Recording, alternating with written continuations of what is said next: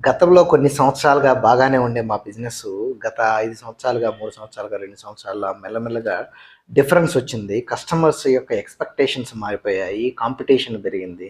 తర్వాత ఇంతకుముందు మేము లీడింగ్‌లో ఉండేవాళ్ళము గానీ, ఇప్పుడు మా బిజినెస్ మా ఏరియాలో షేర్ అవుతూ వస్తుంది.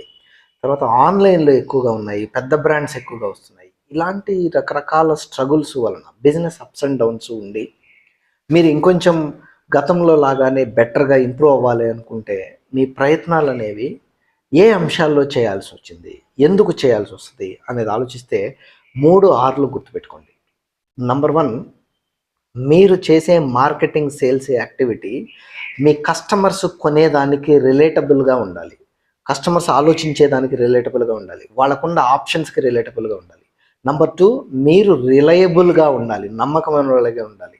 నంబర్ 3, రిసోర్స్‌ఫుల్‌గా ఉండాలి.